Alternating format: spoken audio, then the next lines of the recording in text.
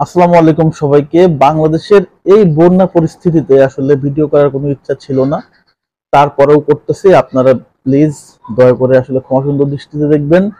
আমরা সবাই যার যার জায়গা থেকে সর্বোচ্চ সহযোগিতা করছি আপনার ফেনীর জন্য, বন্যাত্ম মানুষের জন্য। তো সবাই দোয়া করি যেন আসলে প্রিয় মানুষগুলো, বাংলাদেশের প্রিয় মানুষগুলো যেন আসলে ভালো থাকে, সুস্থ থাকে। এটা হচ্ছে আসলে আমাদের করণীয়, কারণ সবাই আসলে ওইখানে যাওয়া পসিবল না। যারা যারা স্বেচ্ছাসেবক ভাইয়েরা গেছে তারাই সহায়তা করুক, আমরা দূর থেকে ফাইন্যান্সিয়াল যে সহায়তা করা সেটা আমরা করতে পারবো, আর কিছু আমাদের এই মুহূর্তে করার সুযোগ নাই।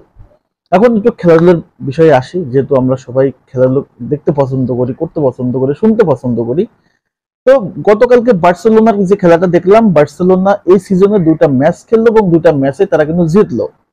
এবং গতকালকে তারা যে ম্যাচটা জিতলো রিয়েলি অসাধারণ খেলছে বার্সেলোনা। হানসি ফ্লিক্সের অধীনে দুর্দান্ত খেলতেছে। প্রত্যেকটা প্লেয়ার যেন নিজেদেরকে খুঁজে পাচ্ছে, বিশেষ করে রবার্ট লেভানডস্কি তার জায়গা থেকে এক কথায় দুর্দান্ত। যে দুর্দান্ত লেভানডস্কিকে আমরা বায়ার্ন মিউনিখে দেখছি, যে লেভানডস্কিকে আমরা ব্রুসিয়া ডর্টমুন্ডে দেখছি, সেইটা বার্সেলোনাতে মিস করতেছিলাম। এই মুহূর্তে কিন্তু আমরা লেভানডস্কিকে সেভাবে দেখতে পারতেছি। তাছাড়া যদি দেখি লামিন ইয়ামাল এক কথায় অসাধারণ, এবং পেড্রির কথা বলতে হবে। পেড্রি অনেক দিন যাবত ইনজুরিতে পড়ার পর থেকে খুব একটা যে তার যে পারফরমেন্সটা তার কাছ থেকে প্রত্যাশা করে বার্সেলোনা সেটা কিন্তু পাচ্ছিল না। অবশেষে সেটাও কিন্তু গতকালকে ব্যাক করছে। এবং বার্সেলোনার ডিফেন্সের কথা যদি বলতে, বিশেষ করে জেলস কুন্দে এবং হচ্ছে বালদে, এই দুটা এক কথায় আউটস্ট্যান্ডিং।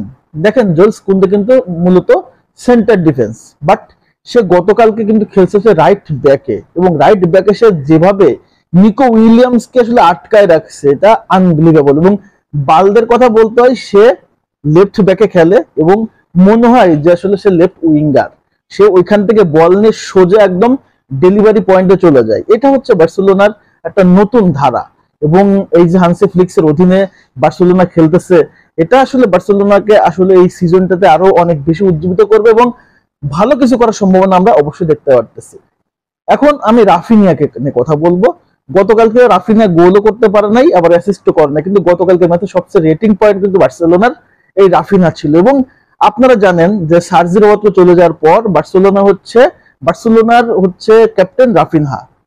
এবং রাফিনা তার দলের জন্য, বার্সেলোনার জন্য সে নিজেকে কতটা স্যাক্রিফাইস করতে পারে সেটা জাবির আমলে দেখছি।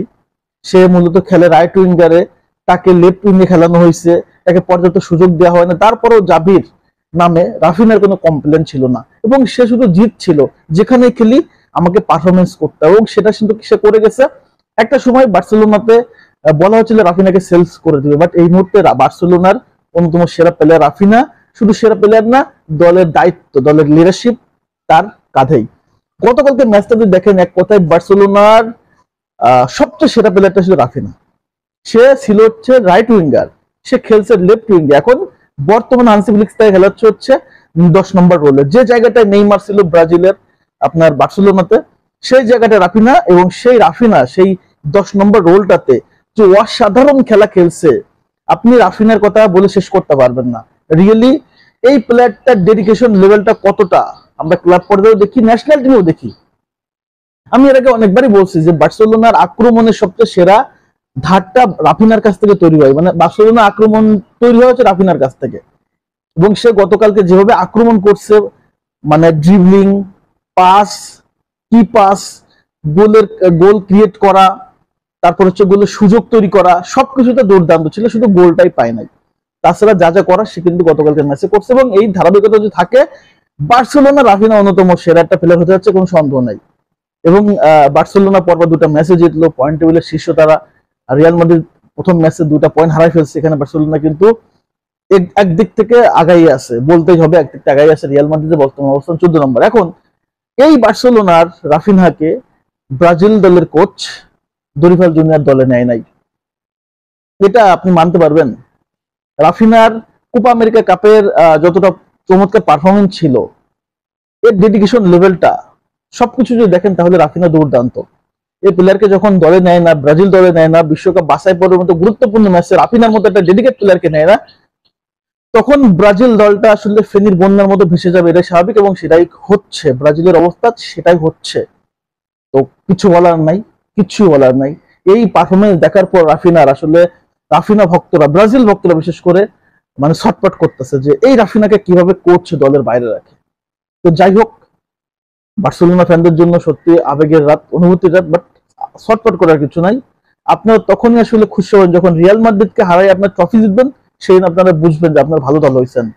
রিয়াল বেটিস ভ্যালেন্সিয়াদের হারায় আসলে কোনো লাভ নাই। তো যাই হোক, আমরা চাই দ্রুত বার্সেলোনার মতো রাফিনা ব্রাজিল দলে কামব্যাক করুক, এটাই হচ্ছে প্রত্যাশা। সর্বশেষ একটা কথা, আমাদের দেশ ভালো নাই, আমাদের দেশটা ভালো নাই। আমরা চাই সবাই সবার জায়গা থেকে সর্বোচ্চ সহায়তা করি। বন্যাত্মদের বন্যাত্মতে যারা আসলে আটকে আছে তাদের পাশে দাঁড়াই, কারণ তারা কিন্তু আসলে গরিব না, তারা এখন এই মুহূর্তে অসহায় হয়ে গেছে, পরিস্থিতির শিকার। তো আমরা সেখানে দান করি, সহায়তা করি, দান না এটা সহায়তা করি। সৃষ্টিকর্তা আমাদেরকে ইনশাআল্লাহ ভালো কিছু দিবেন। তো সবাই ভালো থাকেন, সুস্থ থাকেন, আল্লাহ হাফেজ।